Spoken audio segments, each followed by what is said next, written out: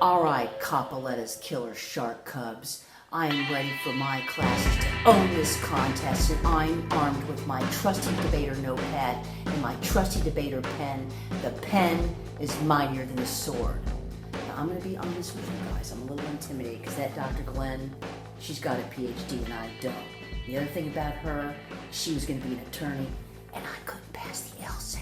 But what I do have that she doesn't have is tons of time, because hello, I'm not the department chair, and a shirt with my logo on it and sassitude. So let's get cracking. Hey y'all, we're in the underground bunker. Do you like my old school door? Isn't that cool? It's up on, let's see, it's up on a thing. Okay, this is Professor Copoletta. I've changed wardrobe because I need to tone it down and not be so competitive. I'm probably going to send this handout out to my colleagues to share with their classes. But like a good little debater, the pen is mightier than the sword, my friends. I went ahead and did some deconstruction of the topic at hand. And this is the grid that I came up with. Bringing people together while apart. Now you can bring information to your audience, you can bring a persuasive element or an inspirational element, which would probably be a ceremonial speech. Or you can bring things or elements. So I want to break this down. If you want to bring information to somebody, you could talk about maybe someone who's inspired you to get through the pandemic and how you've done that. Maybe you've mailed them a book, or maybe you've sent them an email. Or like me, I tend to send out I do send people books and do send them cards and do bring them food, but I also like to send out little inspirational video playlists or forward inspirational things that hit my inbox. If you could also talk about places, and these can be done virtually.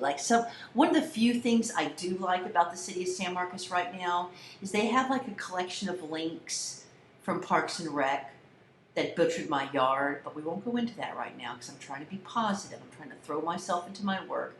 Is that they've got this cool little online deal where you can go like to the Grand Canyon or to Times Square. They have an aggregate, is that what you call it, of links, like a healthy host of links for people to go to virtual places.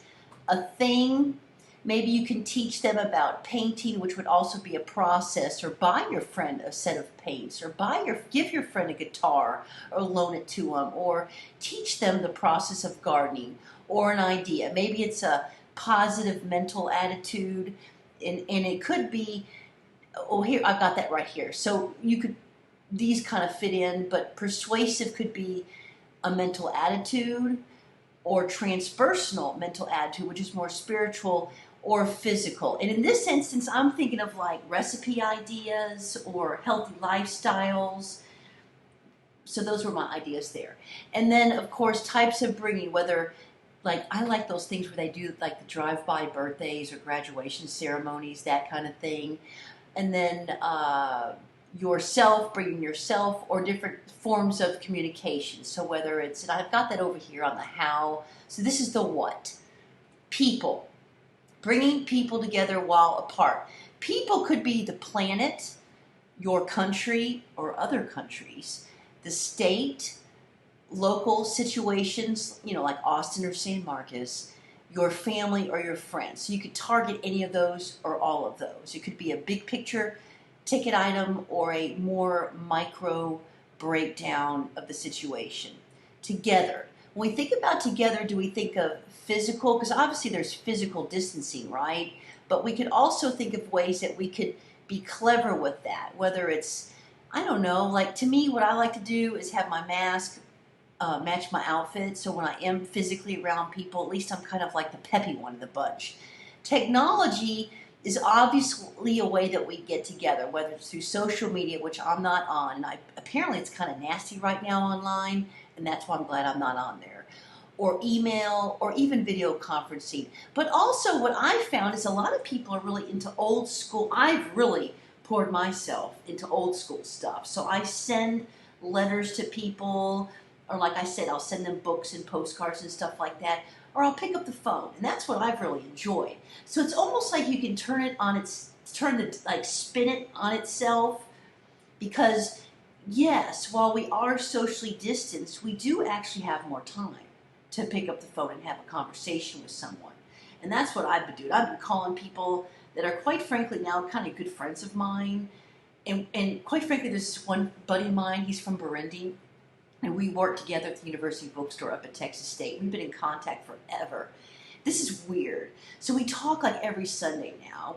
We share a lot of similarities. I never knew he was a refugee.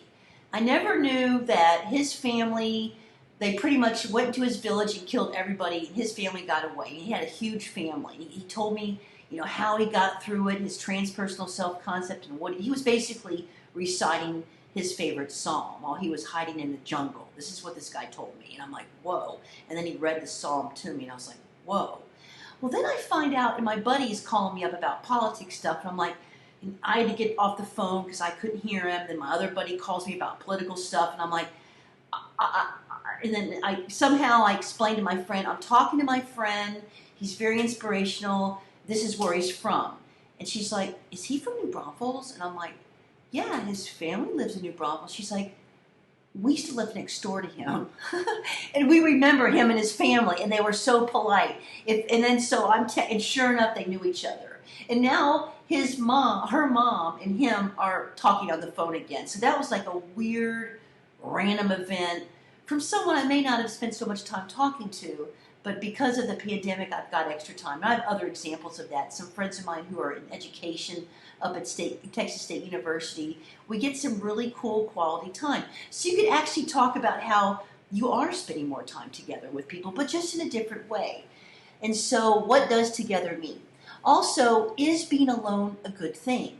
Now, I'm doing a lot of reading, transpersonal self-concept reading, and there's a lot of quotes about how alone time or suffering can be a way to transmute and bring you closer to your higher power. So I've kind of enjoyed reading some inspirational books, and I actually am a recluse. I'm talking loud because my AC now just flipped off. I actually kind of am a recluse, and so when the holidays hit, I don't leave my house unless it's the grocery store. Now, previously it would be H-E-B, but now I only go to the health food store, as y'all know. But I think it can be a good thing. So you might want to consider that notion. While. My topic generator for while is the context. So is it while you're at school? Is it while you're at work? Is it the clubs or maybe some different leisure activities that you were involved in?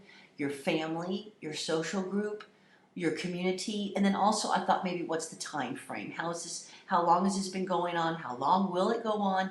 That sort of thing. And then the notion of apart. Is it a physical isolation? I'm the worst speller, y'all. Let me fix this. Can I fix it? Yes.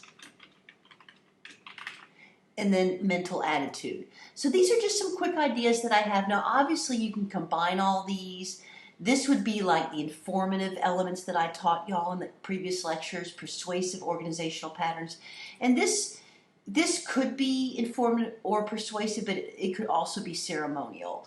So now remember, this is a very short speech, so it's not going to have a lot of quotes, and if it is, you're going to have to be very precise with who you quote, why you quote it, and how long the quote is. And remember, there's no digital element to it. It's a physical object, which is much different than our departmental requirements for your policy speech. All right, students, have a great day.